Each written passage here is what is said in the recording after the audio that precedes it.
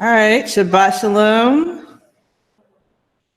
So today we're going to be talking about celebrating the Shabbat, celebrating the Sabbath.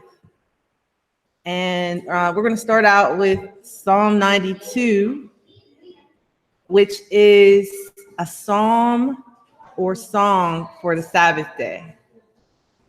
So Psalm 92 says, "It is good to give thanks to Yah and to sing praises unto thy name, O Most High, to show forth thy loving kindness in the morning and thy faithfulness every night, upon an instrument of 10 strings and upon the psaltery, upon the harp with a solemn sound. For thou, Yahweh, hast made me glad through thy work. I will triumph in the works of thy hands. O Yahweh, how great are thy works, and thy thoughts are very deep. A brutish man knoweth not, neither doth a fool understand this. When the wicked spring as the grass, and when all the workers of iniquity do flourish, it is that they shall be destroyed forever. But thou, Yahweh, art most high forever.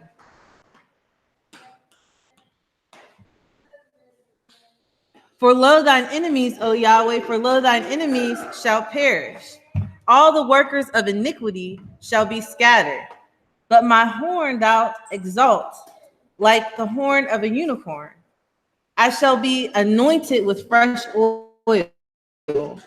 Mine eyes also shall see my desire on mine enemies, and mine ears shall hear my desire of the wicked that rise up against me.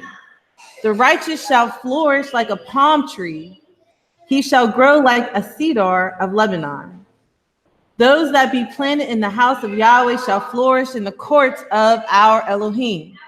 They shall bring forth fruit in old age. They shall be fat and flourishing, to show that Yahweh is upright. He is my rock, and there is no unrighteousness in him." So this is a psalm for the Sabbath day, a psalm for the Sabbath day.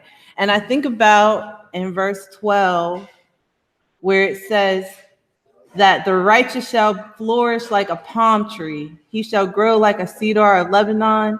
Those that be planted in the house of Yahweh shall flourish in the courts of our Elohim. They shall bring forth fruit in old age. They shall be fat and flourishing. I think about how, when we're actually like planted in Yah, how nothing can like shake us from that, And the Shabbat is a sign of this eternal covenant that Yah has made with us as his people. And so in keeping the Shabbat and celebrating it, we are basically every week being reminded of who we serve and of who we are to Yah. I don't know. Does anybody have any thoughts about why this is called the song for the Sabbath?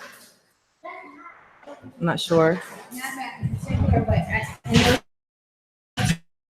Verses when you talk about go figure it out. When it says those that be planted in the house of Yahweh shall flourish in the courts of our Elohim, and still bring forth a fruit of old age. Like I'm just literally thinking about it in a very literal sense of it being planted in the house of him, and just thinking about how rich that soil would be, how safe it would be for that thing to grow, that there wouldn't be any type of hindrance of my growth. Because sometimes when you're in a garden, there's weeds, and you have to have certain type of soil and the right type of light. Yeah, so I just thought about. I mean, if you think about that, he is the light. Yes. So that security, it's just, security, and it's amazing. I mean, I think about even like how we have to have the raised. Tony wants to put raised bed garden, and I guess. Raised beds. Am I saying it right? And it's because the soil in our yard is terrible, apparently. And he's even dug out all the soil and put new soil in, and it's still not doing anything. So he's like, okay, I have to make and build, raised beds to get good soil so that he can have an increase. And so when I'm looking at this, if this is a psalm that we sing every Shabbat, if you're young, one day you're going to be old. If you're old, one day you're going to be older. And you're not going to stop bringing forth fruit, you're still going to have that fruit.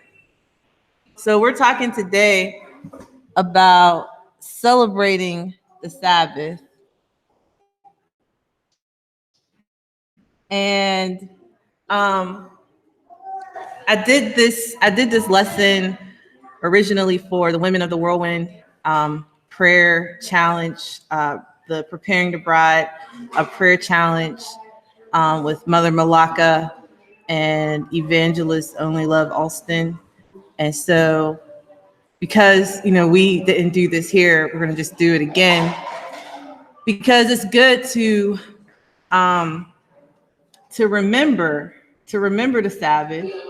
It's good to, I'm thinking it's good to make music to Yah, but it's good to remember, I'm going back to that song, but it's good to remember it and think about it. And especially starting out, like how to go about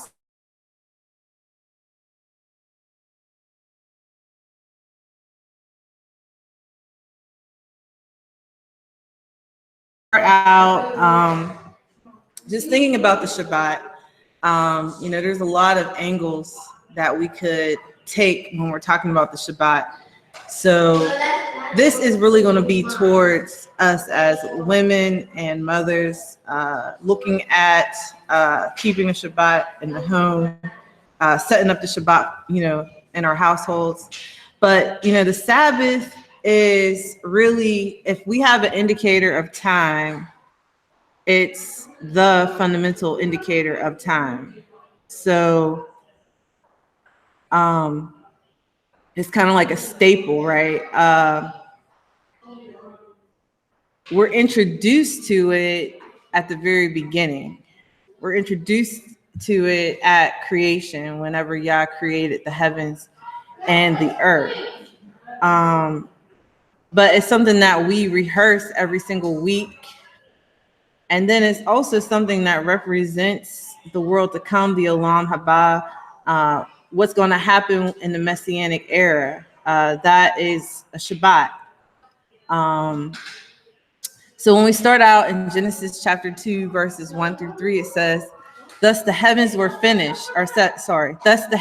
the earth were finished, and all the host of them. And on the seventh day, Elohim ended his work which he had made, and he rested on the seventh day from all his work which he had made. And Elohim blessed the seventh day and sanctified it, because that in it he had rested from all his work which Elohim created and made. So we can see here, that Shabbat, the first Shabbat, was the culmination of the work of creation. So sometimes people don't understand like why we even have a Sabbath or why we even think about a Sabbath. But if you think about the order that Yah created everything, he creates this totally perfect environment for his special creation. He creates the atmosphere. Then he has like a atmosphere and a ball of water. He creates land in the water. He creates plants. He creates animals, other wildlife. And then if that's not enough, he goes on and he creates this garden. Hisky, Mo. So he creates this garden. And then after he creates all these wonderful things, he creates his special creation. He creates Adam, right? And so right after he creates Adam, what does he create? Right after he creates Adam, well, he creates Eve. But then what does he create and establish after that? We're talking about now. Well, he created rest right after that.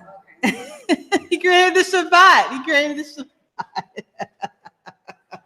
So what he did was he created the home, the Torah. We talked to the kids about this.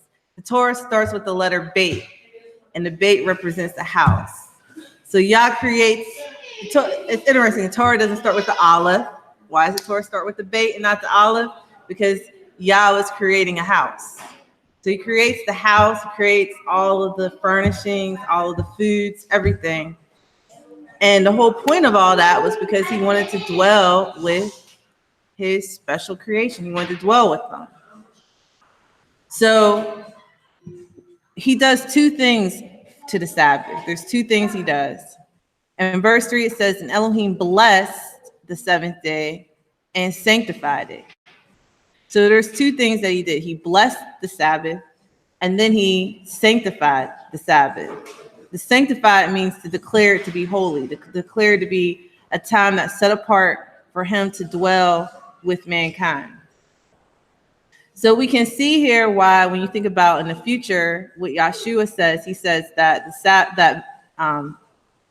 Sabbath was created for man and not man for the Sabbath, is because in the order of things, the Most High created man, and then he created Sabbath to dwell with man. So we can see here that the Shabbat is something that was created and established from the foundation. But when we go to Exodus chapter 20, verses 8 through 11, we can see that the Shabbat is part of the 10 utterances or the 10 commandments. So if we think about just how many words Yah audibly spoke on, like, two people on the earth, and then maybe just to a whole nation, there's only but so many times that I can think of in the scriptures where people heard from Yah all at the same time. One was when Yeshua was immersed, and then, Yah said, this is my son in whom I'm well pleased. But this here is the other time. Everybody hears this as a nation, though. So at that time, it wasn't the whole nation that heard that. Here, this is probably the only time in the scriptures that I can think of where the whole nation hears from Yah. Everybody hears from him, all at the same time. And it's so terrifying that the people say, we don't want to hear from him anymore. Like, that was crazy. Moses, you go and talk to Yah. We don't want to talk to him. We don't want to hear that anymore. We don't want to hear all those trumpets and all those sounds anymore. So one of these few things, there's 10 utterances that literally came from Yah, from on high. And one of the 10 utterances, so you figure that all those 10 utterances had to be very, very important, because in every single thing that he could have said, this was included in that. One of the 10 utterances, so 10% of what Yah commanded was the Shabbat. So Exodus 20 verses 8 through 11 says, remember the Sabbath day to keep it holy.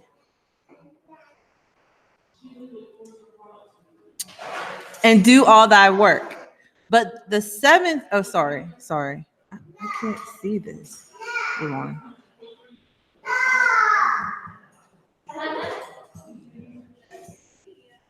Okay. All right, sorry. I had to take the mouse from there to here, but I had to go the other direction. That makes sense. Okay, so it says, Exodus 20 verses 8 through 11 says, remember the Sabbath day to keep it holy. 6 days shalt thou labor and do all thy work. But the seventh day is the Sabbath of Yahweh thy Elohim. In it thou shalt not do any work, thou, nor thy son, nor thy daughter, thy manservant, nor thy maidservant, nor thy cattle, nor thy stranger that is in thy gates. For in 6 days Yahweh made heaven and earth, the sea and all that is in them, and he rested on the seventh day.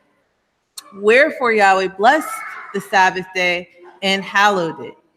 So again, we saw in Genesis that he blessed it and he sanctified it. Again, we said another word for sanctifying it is hallowed it.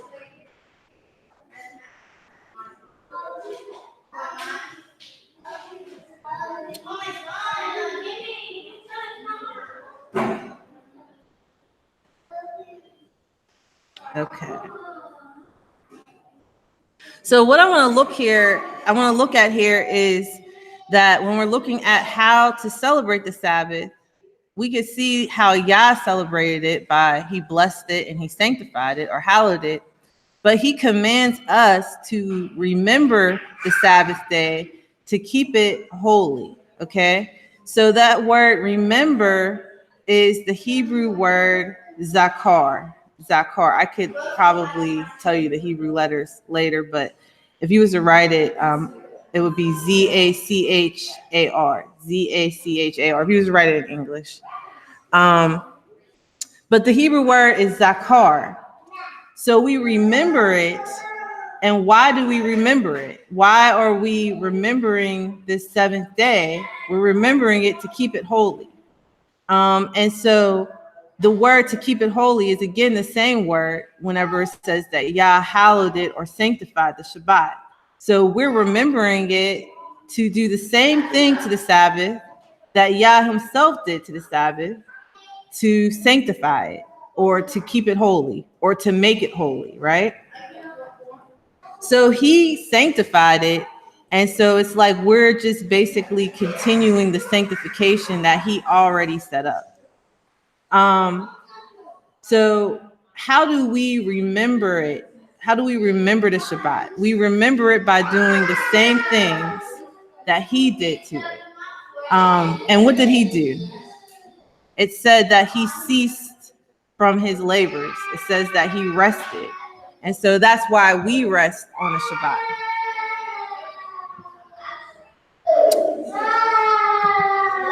Okay.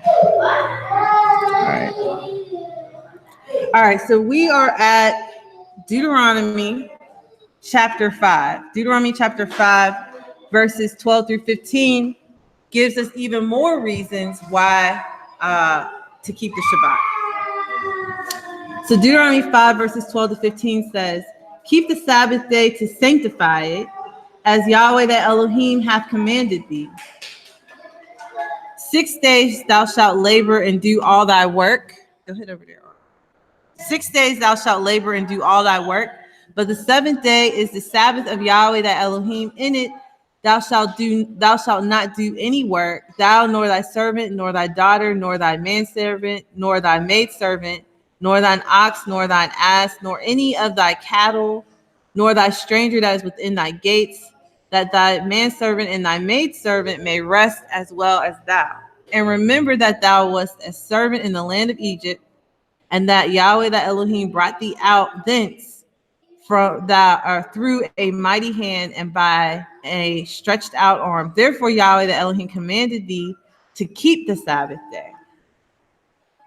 So we see here in Deuteronomy, which is Deuteronomy chapter 5, which is a retelling of the giving of the 10 commandments, that it says here to keep the Sabbath day to sanctify it. So before we was told to remember it, to sanctify it, now we're being told to keep it, to keep it.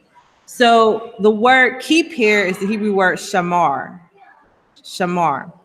And that means to guard it. Like if you look at it, it's like setting up armor. It's like setting up, all your reinforcements. It's almost like, getting yourself fortified to keep it, to keep it holy, to keep the Sabbath day, to sanctify it. So why, but the reason that we're doing that here doesn't go back to creation. When we looked at Exodus, it went back to creation. It said to remember the Sabbath day and keep it holy, for in 6 days Yah created the heavens and the earth, and on the seventh day he rested. But here it doesn't, it says to keep the Sabbath day.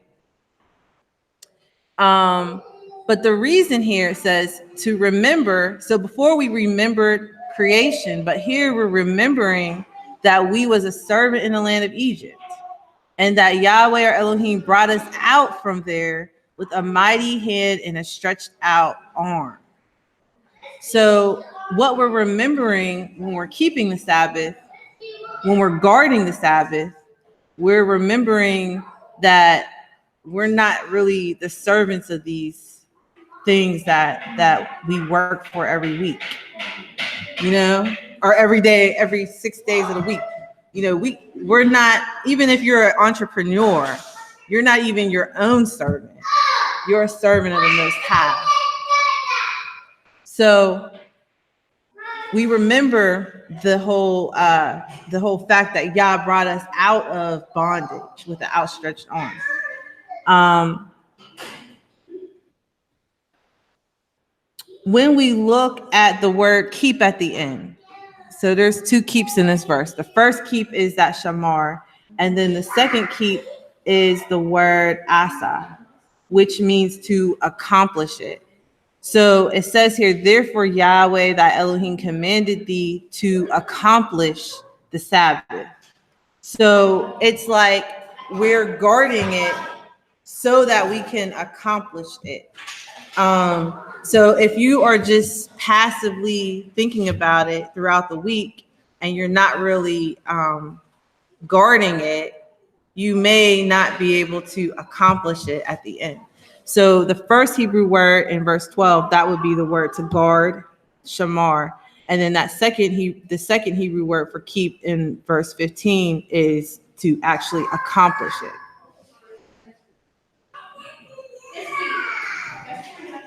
So does anybody have anything they want to say about those 2 thoughts about keeping it or guarding it and actually remembering it?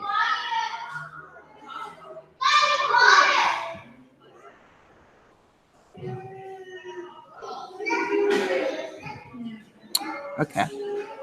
Let me see here. Okay, so when we go to Leviticus chapter 23, Leviticus chapter 23 lists out all the holy days, all the feast days that are part of the Hebrew temple tradition, the temple culture. It's all of our holy days that are just written out and listed out for us one after the other. And we can see here that the Shabbat is so important that it is the first feast day that is listed in Leviticus chapter 23. It says here, and Yahweh spoke unto Moshe, saying, speak unto the children of Israel and say unto them concerning the feast of Yahweh, which ye shall proclaim to be holy convocations. Even these are my feasts. 6 days shall work be done, but the 7th day is the Sabbath of rest, a holy convocation. Ye shall do no work therein. It is the Sabbath of Yahweh in all your dwellings. So before we saw that the Shabbat in Exodus. Okay, Ari, don't do that. Don't do that, baby. We saw in Exodus and Deuteronomy and even Genesis, that the Sabbath was all about rest. And so when people celebrate the Sabbath day and all they do is rest on the Sabbath, they're doing half of the full commandment. Because the Sabbath is not only about rest, but there's also supposed to be a holy convocation or a Mikra Kodesh, which is a holy convocation. So it's a day to gather or to assemble, to call a meeting. It's a time to read the scriptures and to worship Yah as a community if possible. So resting on a Shabbat is only, even though resting on a Shabbat is what's really dealt with in the, the Ten Commandments and in the beginning. The point of it as a nation is for us to gather together and to actually have a holy convocation unto Yah, a Mikra Kodesh. And, if you think about Israel as being Yah's peculiar people, that's his bride. That's the time that he dwells with his bride. Okay, so we've hit the four major aspects of Shabbat. That it's about remembering and keeping or guarding the Shabbat. It's about sanctifying the Shabbat. The third thing is about resting and ceasing from labors. And the fourth is to have a holy convocation or a Mikra Kodesh for the Shabbat.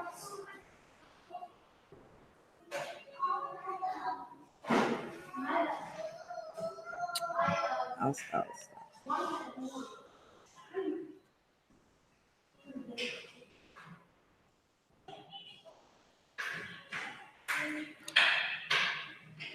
So I'm wondering if anyone have any thoughts or comments about that so far.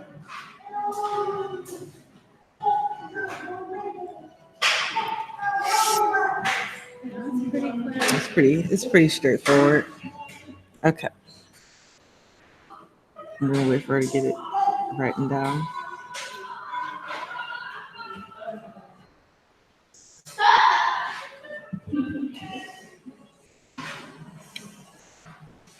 Okay. Did you get that? Okay. Sorry. There you go.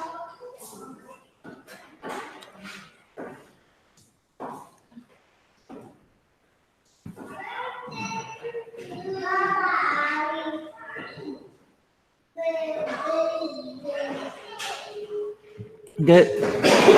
All right. So I want to talk about how do we become, keepers of the Shabbat culture? How do we become keepers of the Shabbat from a Hebraic traditional culture?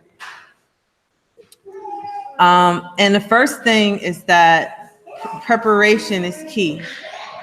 As people who are in the Hebrew walk, all we do is prepare. All we do is make preparation. If you don't make preparation for the Shabbat, you probably aren't going to be able to actually keep or guard it. Unless your life is just so laid back and you have all the supplies in your house and you don't need anything ever, it's going to be difficult if you don't make any preparation. So Exodus 16 verses 29 to 30 says, "See, for that Yahweh hath given you the Sabbath, therefore he giveth you on the sixth day bread for 2 days. Abide ye every man in his place, let no man go out of his place on the seventh day." So the people rested on the seventh day. Now, some people take this to mean don't leave your house on the Shabbat. And that is not what this verse is teaching you. The point of this verse that I'm bringing out is that you get on the sixth day, you get bread for 2 days. So when they got the manna in the wilderness, they would go out on the sixth day and they would gather the bread, or the manna, and they would get 2 omers per person. That was like about 18 cups, a little bit over 18 cups of manna. That's a lot of manna. And then that would last them for 2 days, for Friday and for Saturday. So preparation is key. And so Yah actually gave the people a way to prepare, even in the wilderness, for this. When it says, "Let no man go out of his place on the seventh day," that is, don't go out and gather the manna because it's not going to be there. You need to make preparation on the sixth day for the sixth day and the seventh day. It says here, Deuteronomy 8, verse 3, and he humbled thee and suffered thee to hunger and fed thee with manna, which thou knewest not, neither did thy fathers know, that he might make thee know that man doth not live by bread alone, or only, but by every word that proceeds out of the mouth of Yah doth a man live. So when we're looking at this, we have to understand that we're not, our livelihood, even though I don't work anymore, but when I used to work, well, yeah, okay. But when, my, either my strength or my intellect or my ability to gain for myself isn't really what's feeding me. Like your ability to get up in the morning, Monica, and make it to work and get a paycheck, that's, your strength is coming from Yah to even be able to do that. Yeah. It's like an optical illusion. We think that because it's like a if and a then. If I get up and I go to work, then I'll have a paycheck in order to feed my family. That is what happens in the natural realm. But when we understand that Yah is our provider, the Shabbat brings us back to that. So I don't have to worry about my job on a Shabbat. I don't have to worry about school on a Shabbat. I don't have to worry about bills on a Shabbat. I could take a rest from all that and focus on my true employer, which is my true, my true boss. So when we look at preparation and guarding from a 2019 perspective, we can see that when we cease from like work and school, different things that's taken our minds off of Yah, we are making the Sabbath the forefront. And buying what we need in advance of the Sabbath, and cooking and cleaning and doing any hard labor to prepare for the Sabbath. So you saw that, this is a practical application that we definitely, depending on where you go, some people will only eat cold cuts on a Shabbat. Like they'll only eat like salad and like turkey sandwiches. They fast every Sabbath. There's people who fast because they don't want to prepare any food, right? That's why. There's various degrees to this, and if someone feels very strongly about it to the point where they don't eat on a Shabbat, to me it's a feast day, but you don't. That's your conviction. If you're walking in your own conviction, I can't really, I'm not going to say anything about it. I think that we might be a little lenient because, we warm our food up on the Shabbat. The way that we keep the Shabbat now isn't necessarily the way that we've always kept it. You know what I mean? But it's evolved. Yeah, it's evolved. It's changed, So when I'm looking at it from a spiritual perspective of making preparation, I'm not making preparation just because. I'm not sitting up here saying I'm not going to make a cake on a Shabbat just because. The reason I'm not going to do that is because that's taking my focus away from the purpose of the Shabbat, which is to dwell with Yah. So that's why he said to make preparation in advance. It wasn't like make preparation in advance just because I said so. the whole reason behind it was so that you could have that time to fellowship with Yah, to get into prayer, to get into worship, to get into studying the word, to get the Mikra Kodesh in. That's the whole goal of it all, right? So that's why I get everything done so that on Shabbat I can just warm it up, and it's already done. I'm just warming it up and eating it. And so that's really, like, I guess that's the spirit behind, where I'm coming from and talking about keeping the Shabbat.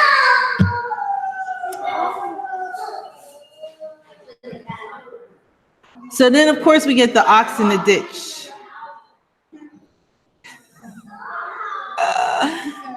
And this is the infamous thing. I don't know. People always try to find the loophole, no matter what it is. If there is a loophole to be found, somebody's going to find it.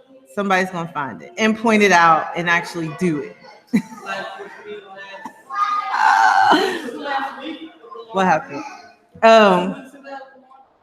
Yeah. Well, you did have a ox in the ditch with that, but it was the one bag. Yeah.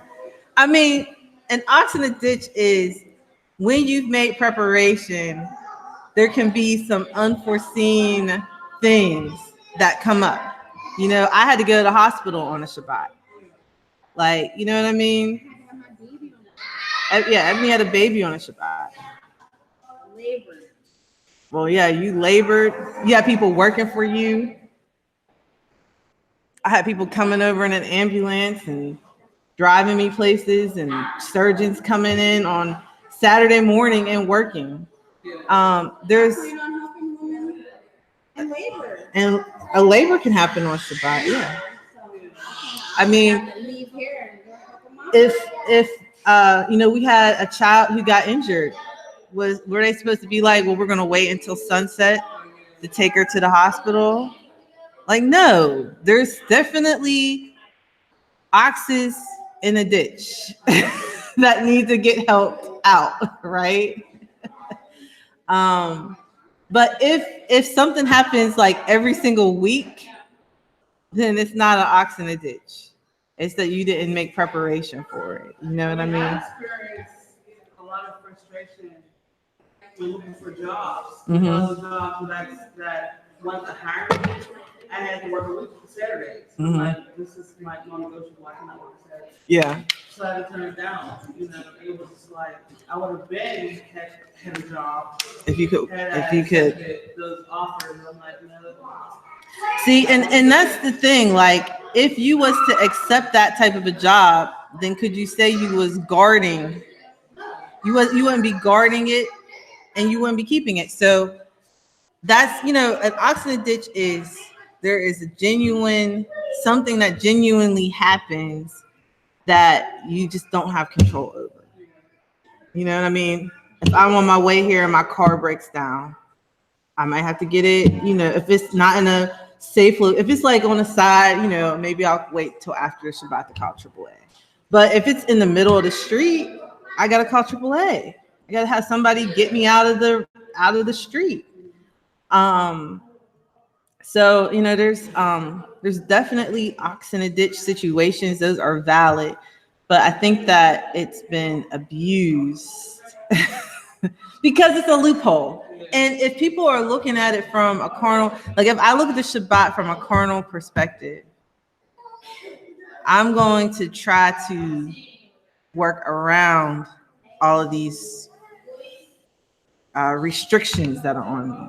But if I look at it the way that I'm looking at it now, where it's a time for me to really just grow spiritually and be in a relationship with Yah, then I'm not going to necessarily try to find the loophole. I'm going to be like, okay, I want to prevent that from happening. If we could set a fence around the ox in the ditch, I'm going to set a fence around it to prevent me from. So I might have an extra supply of toilet paper in the house, or extra supply of, you know what I mean? Like diapers, wipes. I'm not gonna run out of diapers on Shabbat. I'm not gonna run out of wipes on Shabbat. If anything, I'll have Ebony as my backup plan and be like, Ebony, bring some wipes to Shabbat. You know what I mean? I'm just saying that if you have it, it's like if you have that in your focal point, then you're gonna make preparation for it.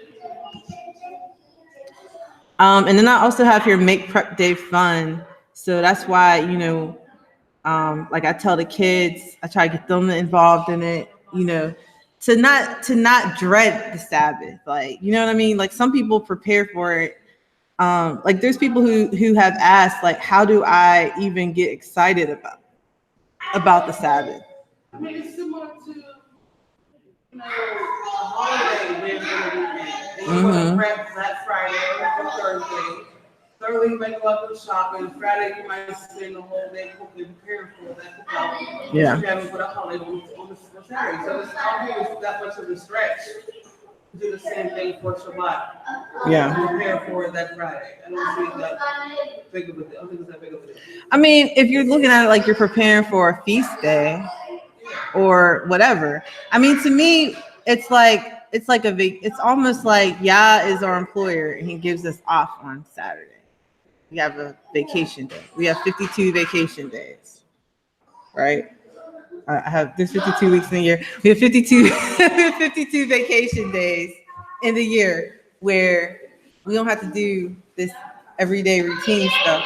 Now we get to do this special stuff with the kids. So, get the kids involved with like cleaning the house. You can make different like rewards for them or games for them to do. I say to get the house Shabbat ready. And if I say that in the middle of the week, if I say, y'all need to get this house Shabbat ready, they know exactly what it's supposed to look like, and, just make it fun. So I want to talk about sanctifying it because we're commanded to keep the Sabbath day to sanctify it. So how do we sanctify the Shabbat? There is a thing called Kiddush. And Kiddush is so Kiddush is derived from the word Kadash. And that means to declare the Sabbath to be holy. So that's what we do in our household. We, the beginning, you do that in your household, Ebony. At the beginning of the Shabbat, we eat a Erev Shabbat meal. We eat a Sabbath meal together. So we bring it in together, like as a family. And then Tony gets up. Well, I make the bread every week. And then Tony gets up and he blesses or sanctifies the Sabbath. So declaring that time to be holy as a family is a witness to, especially to younger kids, of what's about to happen. Because what I found was that when Hiski in Africa was little, they wouldn't know the difference of one moment to the next. So 1 minute, they're able to do whatever they want to do. And then the next minute it's like, it's the Sabbath. And they're like, well, what's the difference? Like we didn't even go to sleep and wake up again. So when we declare it to be holy as a family, they have an understanding that 1 minute was common, normal, regular time. And now we're entering into a holy time. Now we're entering it into some other time. The second thing is to make the Shabbat stand out as different from all other days. So you might want to have to do that, you could have like special Shabbat dishes, or we don't have that, but something that's special about the Shabbat that they don't do, or that they only do on a Shabbat. Our children like to blow the shofar. Blow the shofar. For Kiddush. So blowing the shofar, bringing it in together with your kids. It's really like when you bring it in as a family, it's an intentional thing where you're intentionally setting it apart. So for years, my family didn't do that. For years, we just kind of knew sunset happened. Okay, it's a Sabbath. But then when we had Haiti in Africa and they couldn't understand the difference in one moment to the next, that's when we was like, all right, we're going to start doing Kiddush. That's also when I started baking bread every week, because I would start, when I worked, I would make it on Thursday night, and then they would see me making it. So they would kind of know that Sabbath was coming. And I actually would tell them too. And then when we all sit at the table, I actually light candles, and we do a couple of blessings. I'll share the blessings with you. And bringing it in together, then they actually understood, okay, this is a new time. So Bria, she's a little bit older right now, so she could probably understand. But when Kalia is coming up, it might be a good way for her to, to do that. They have them on there. They also have them. There's different places. I can give you some links. Do things that glorify Yah. So, like, we don't do, like, we wouldn't do like stuff that might glorify ourselves. You know what I mean? We're gonna do things that glorify Yah, and we're gonna also shun like worldliness and distractions, just things that will keep our minds away from the Shabbat.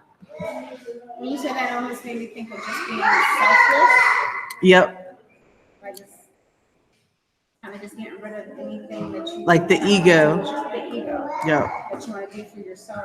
I remember when I was in college, someone was they was picking on me for keeping a Sabbath. They was really picking on me. And they said, oh, so if it's not work for me to go wash my car, because I really enjoy washing my car, and I enjoy it. I enjoy putting the wax on it and rubbing it down and, shining it up and making it look nice. And that's not work for me. They was like, so would you say that was like a sin? And I was like, yes, if you believe in keeping it Shabbat. Because I'm like, you're putting all this focus and emphasis in this car. Like, you're talking about, like, he literally went into detail about waxing it down and making it shine and, doing all of these detailing of the tires and all this stuff. And I'm like, you should be detailing, like in your relationship with him. You know what I mean? Like, not talk, not is Ari, talk about Ari. What, me? Detailing in him. Not detailing your car, right? So you're paying more attention to your relationship with your vehicle than you are with the Almighty. And that's the whole point of it. Children's meditation. Uh-huh. And they were talking about how a lot of families like to come here, Mike. How they like to do family things together on the Shabbat. So yeah. They'll be like, oh, well, daddy's off and it's Shabbat and we're all together and we're doing this family stuff. So we're going to go to the movies because we don't really get to do that. Like, this is a special day, but it's not for that. Yeah. It's a special day and it's a day for your family to come together, but not for the Yeah. The focus on the family. Yeah, not on Yah. I mean, it is a wonderful day for the family, but it's supposed to be the family and Yah. Even if we come together, it's said to have a Mikra Kodesh, a holy convocation. So, like, and that's one of the things, like, when I was saying, even when we came together for Shavuot, it's not like coming together and playing cards. Like, you know what I mean? Like, even though we're at a park and it's in a cookout setting, it's not like a family cookout. It's still a holy convocation, and that's one of the reasons that, like, we didn't do all those type of things there. We focused on fellowshipping and glorifying Yah. So I want to talk about celebrating the Sabbath real quick before we close this out.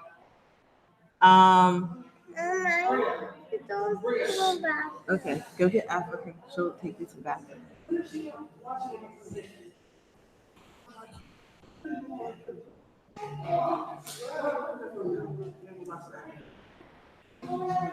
Okay, so I'm gonna just say this and then we'll end it.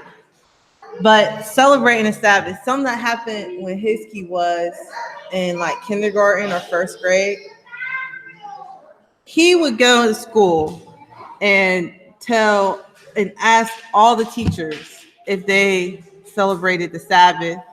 The one teacher calls me up and she happened to be celebrating Passover. And she was like, his key was talking to me about Passover. And then he asked me if I celebrated. And I said, yeah. And he was like, well, I asked all the teachers here and none of them celebrated it. And then he was like, do you celebrate the Sabbath too? And so I never used the word, like I would always say, like if somebody said, like, do you want to do something on Saturday? I would say, well, I keep the Sabbath. We can't do that on it because we keep the Sabbath. But remembering and keeping it, he didn't have that perspective because he didn't actually have to remember it or guard it or keep it because his parents did it. You know what I mean? Like, and he's just, to him, all he's doing is celebrating it. He's just entering in. This is something that's already set up. And so I celebrate the Sabbath. But that made me think about my attitude towards the Shabbat as well. Because at some point, when you're new to it, you do have to do a lot of guarding and remembering because your family is going to be setting stuff up on that. You know what I mean? There's a lot that's going to come against you when you're trying to do it.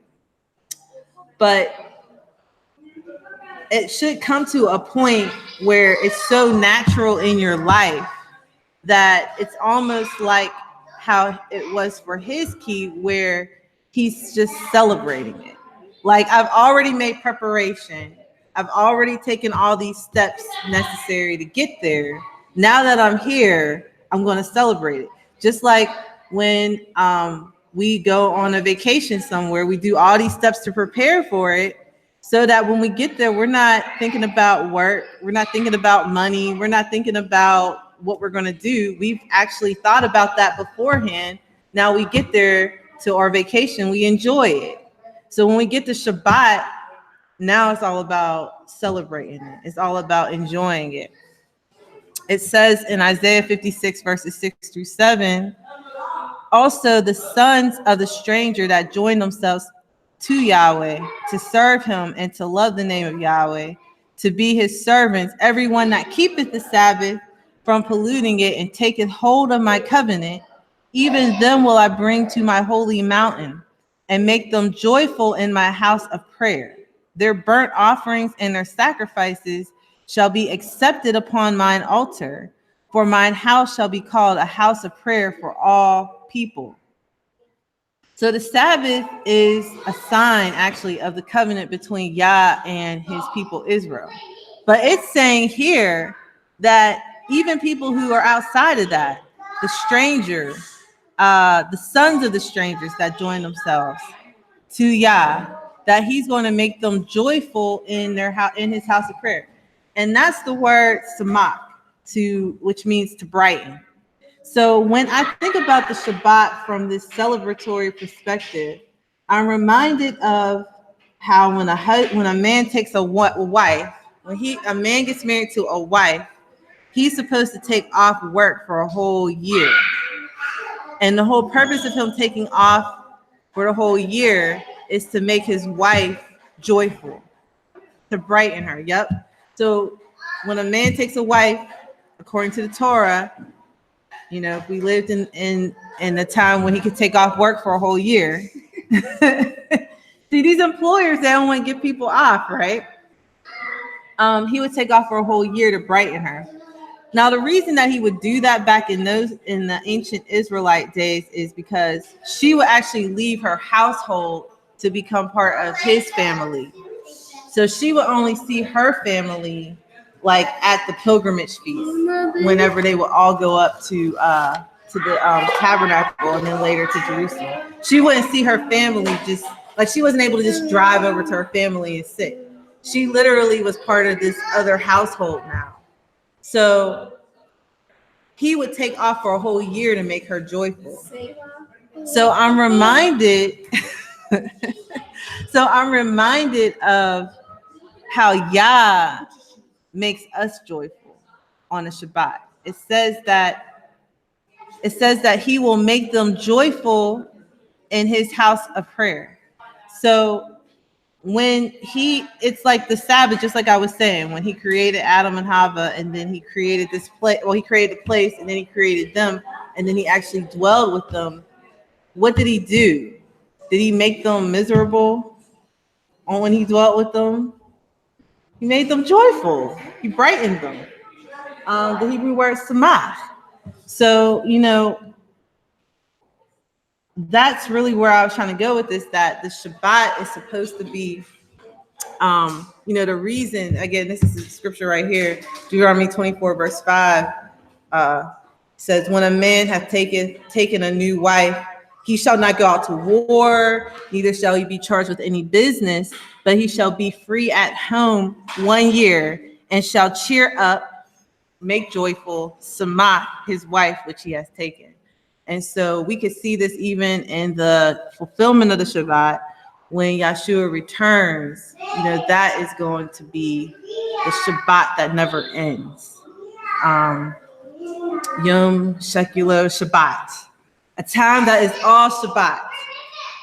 There is no end to it. So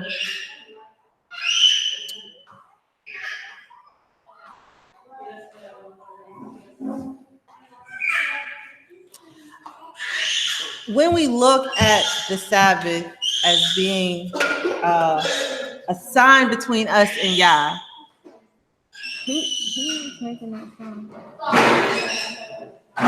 That's Korea. When we look at the Sabbath, Moshe, come over here. When we look at the Sabbath as being a sign between Yah and his people,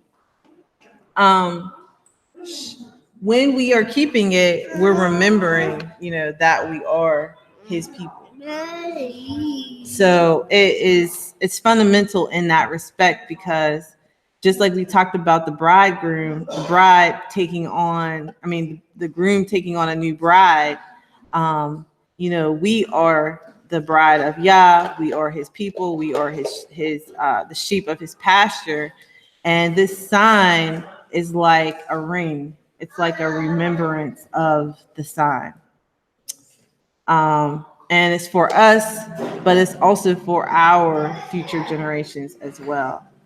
So, this is really I guess that's really what I have for talking about celebrating the Sabbath. That was Exodus 31, verses 16 to 17, where it talks about it being a sign between us and Yah, a sign between Yahweh and the children of Israel forever. And it's a perpetual covenant that he has with us throughout all of our generations. So some of the things that people always focus on what you can't do on the Sabbath. But, some of the things what we do is, we fellowship, we pray, we say the scriptures, we hold a holy convocation. We read the Psalms, we visit the sick and the shut-in and the prisoners,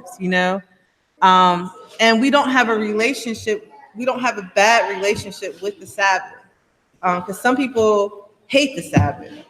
Some people idolize the Sabbath. Some people make it like the Sabbath is their whole life.